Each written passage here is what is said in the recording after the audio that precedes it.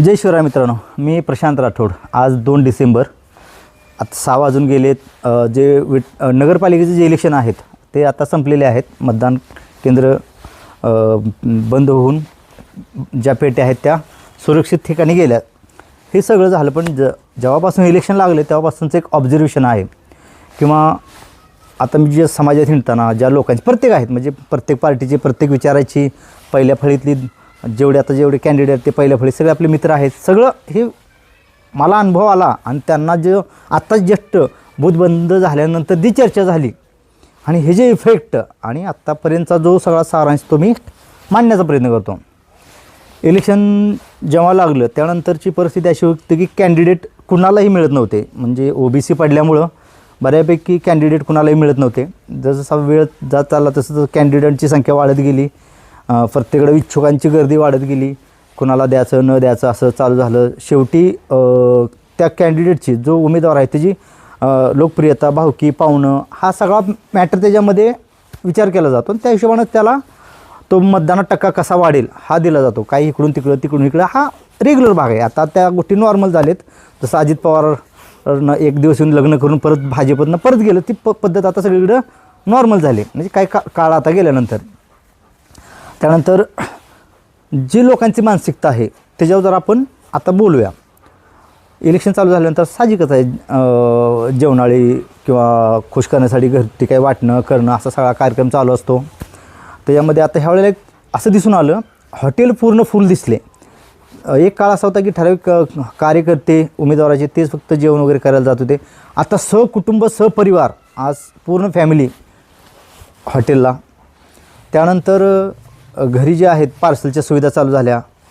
दिवस रात्र, सकाळी एकदा संध्याकाळी एकदा. आता एका ठिकाणी 2 कॅन्डिडेट आणि वरचे म्हणजे 3 6 कॅन्डिडेट असल्यामुळं विचार करा, प्रत्येकजण आणून काय ना काय देत होतं, काय ना काय देत होतं. म्हणजे थोडक्यात नॉनव्हेज असेल किंवा जे काही गोड असेल ते कंटिन्यू होतं आणि खाऊन खाऊन लोकं वैतागली. पण याच्यामध्ये कोणी विचार केला नाही. तुम्हाला जे आजपर्यंत जे मटेरियल वाटले त्याची प्युरिटी कुणाला काय माहीत नाही, त्या कशा क्वालिटीचं आहे त्याच्याबद्दल कोणी विचार केला नाही. पण चाललं आपलं पोटात घालायचं, हा पण भाग चालू झाला. त्यानंतर मधला काळाला काही ठिकाणी साड्या वाटणे असेल, काही मिक्सर, हे वाटावाटीचे कार्यक्रम चालू झाले. त्यानंतर इलेक्शनचा दिवस म्हणजे आज 2 डिसेंबर आणि कालची 1 तारखेची रात्र ही खूप विचित्र, जे आम्ही अनुभवली, बऱ्यापैकी विटेकरांनी अनुभवली किंवा ज्या लोकांनी अनुभवली, ही शॉकिंग होती. खूप म्हणजे खूप शॉकिंग होती. स्पष्ट बोलायला काय हरकत नाही.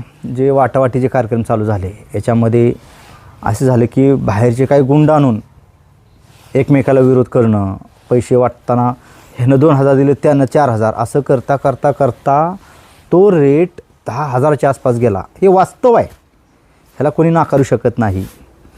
आपण उमेदवाराला दोष देऊन चालत नाही. उमेदवाराचे दोष नाही आपण घेणार म्हटल्यावर आपली पण चुकी आहे. आणि परत आपण लोकशाहीच्या बाता मारतो. लोकशाही संपली, लोकशाहीचा गळा घोटला जातो. मग आपला अधिकार काय राहिला? जो उमेदवार आहे, जो नगराध्यक्ष आहे, जो आमदार असेल, खासदार असेल, सगळ्याच इलेक्शनला हे चालतं. आज आमच्या इथं कचरा पडला आहे, लाईट लागत नाही, औषध फवारणी, पाणी वेळेवर येत नाही, हा विचारायचा किंवा त्यांना हक्क सांगायचा अधिकार आपला संपून जातो आहे. आपण त्यांचे अधिकार गाजवू शकत नाही, कारण आधी आपण चुकलो आहे, आपण मिंद्यात आलो आहे. त्यामुळं नाही, थोडक्यात काय, लोकशाही संपून भांडवलशाहीचा उदय होणार आहे. आत्ता जी अशी आकडेवारी येते की 1 CR ते 1.5 CR लोकांचा खर्च आहे. ते कुठनं काढणार? तुम्हाला खायला घातले म्हटलं, तुम्ही कामाची अपेक्षा करत नाही, करायचीच नाही. मग त्यांनी एवढं भांडवल घातलेलं काढायचं कुठून? ते काय तुमची सेवा करायला कसे काय उघड्यावरनं आलेत का? त्यांचं पण आज आहे, बालबच्चा प्रपंच आहे. शेवटी आज ते व्यापारी आहेत. त्यांना कसं आहे, आज मी जे घातले मला डबल मिळालं पाहिजे. त्यांना आपण चूक म्हणूच शकत नाही. मग ते त्यांचा उद्योग चालू करणार. ह्याच्यामध्ये विकास सोडून द्यायचा, डोक्यांवर विकास काढून टाकायचा. विकास नाही होणार. ज्या अर्थी आज एवढं भांडवल लावून ती माणसं आलेत, विकास करू शकणार नाहीत.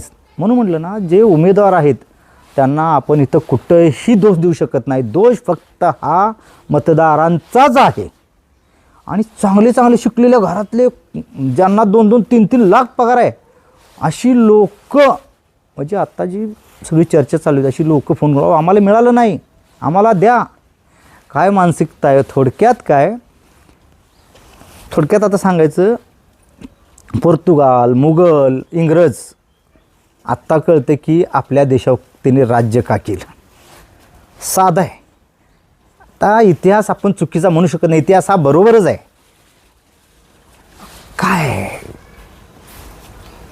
थोडक्यात तुम्ही उद्या काय म्हणणार, बाबा देश विका, पण माझं जे स्क्वेअर फुटाने येतोय तो रेट मला द्या, आम्हाला देशाची काय देणं घेणं नाही. मूर्ख आहेत लोक जी देशावर प्रेम करतात, नालायक आहेत आमच्यासारखी. आम्ही डोकं बडवून सांगतोय.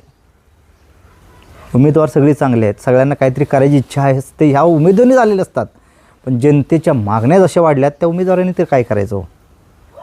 कर्ज काढले, हे काढले, आपण चांगले उमेदवार होते असं काय आपण कुणाला नावं ठेवत नाही. उमेदवार खरंच सगळे चांगले होते.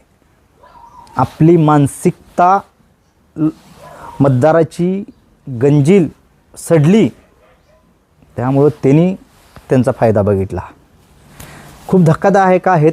आता ठीक आहे, नशिबानं आता निकाल उद्या 3 तारखेला होता, तो 21 तारखेला गेला. तोपर्यंत काय कोणाची डोकी फोडून करण्याचा अर्थ नाही. निवडून येतील त्यांचं पण अभिनंदन, जे हे होते त्यांच्यासाठी पण दुःख आपण व्यक्त करू शकतो. पण लोकशाही आजपासून संपली. जय शिवराय.